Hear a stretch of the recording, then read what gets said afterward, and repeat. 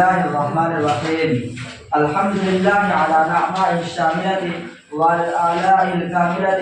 بس بسم اللہ الرحمن الرحیم.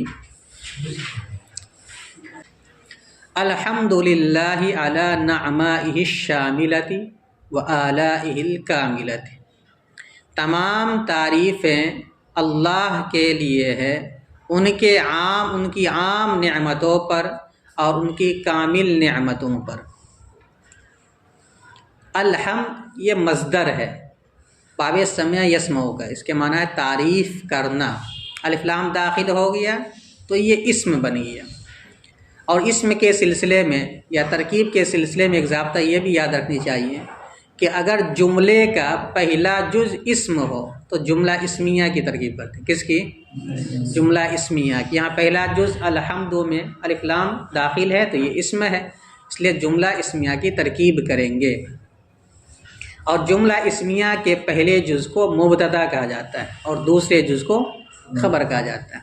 مبتدا خبر کے سلسلے میں ایک ضابطہ اور بھی یاد رکھنی چاہیے، اور وہ ضابطہ یہ ہے کہ جہاں پر کسی جملے میں ایک معرفہ آ جائے اور دوسرا جار مجرور آ جائے تو معرفہ کو بنائیں گے مبتدا اور جار مجرور کو بنائیں گے خبر.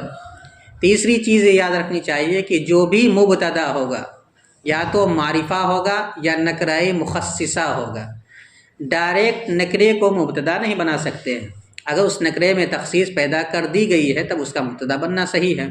تو یہاں پر الف لام داخل ہے، پہلے ہی سے کیا ہے؟ معرفہ ہے. للہ کے بارے میں ضابطہ بتلا دیا کہ لام حرف جار ہے اور لفظ اللہ مجرور ہے.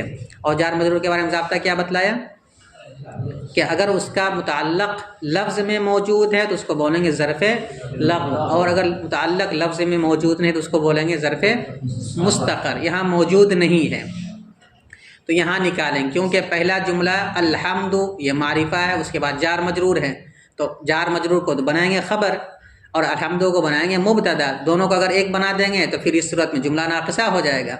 تو جار مجرور کو متعلق کریں گے کس سے؟ مختص شبہ فعل سے. کس سے؟ حمد خاص ہے اللہ تعالیٰ کی ذات کے ساتھ. آدمی دنیا میں کسی کی بھی تعریف کرتا ہے در حقیقت وہ اللہ ہی کی تعریف کرتا ہے، اس لیے اس کو ویسا بنانے والا اللہ کی ذات ہے.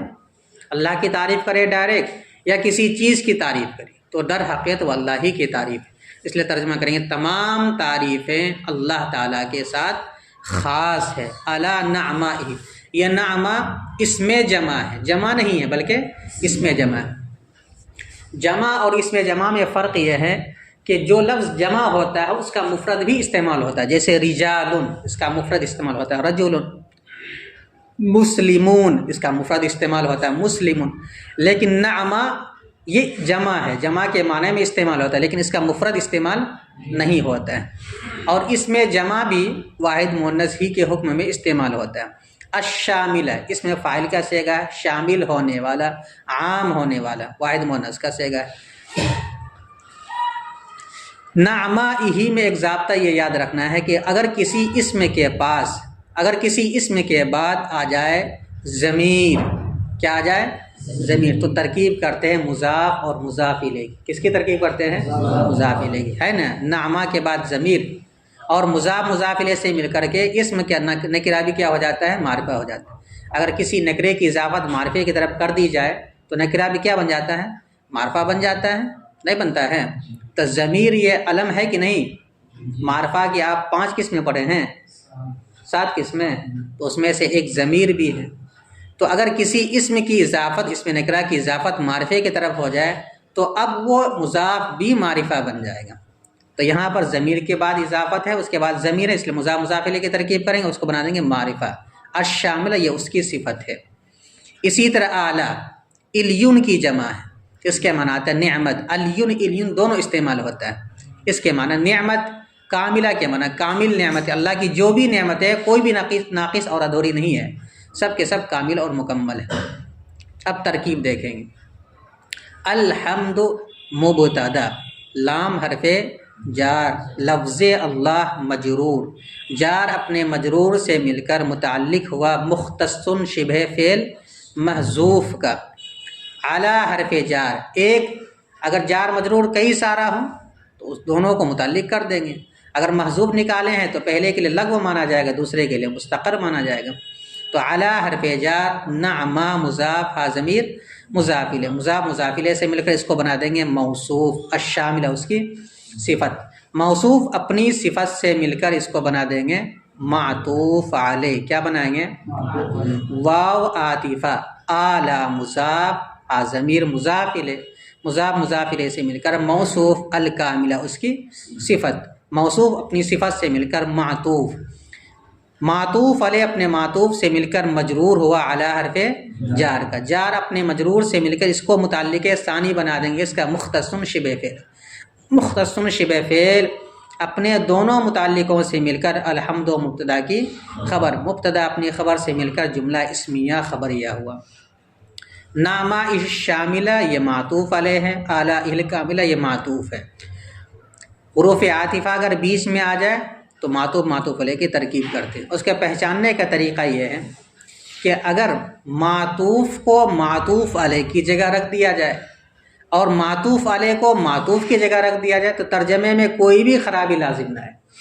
جیسے مثال کے طور پر کہ جاء زید و عمر، یا جاءنی زید و عمر، میرے پاس زید اور عمر آیا، تو عمر کو آپ پہلے رکھ دیجئے، جاءنی عمر و زید کہیے، یا جاءنی زید و عمر کہیے، بات برابر ہے۔ تو معطوف اور معطوف علیہ کے پہچاننے کا طریقہ یہ ہے کہ اگر معطوف کو جو بعد میں آ رہا ہے اگر اس کو پہلے رکھ دیں معطوف علیہ کی جگہ، اور معطوف علیہ کو معطوف کی جگہ رکھ دے تو ترجمے میں کوئی خرابی لازم نہ آئے۔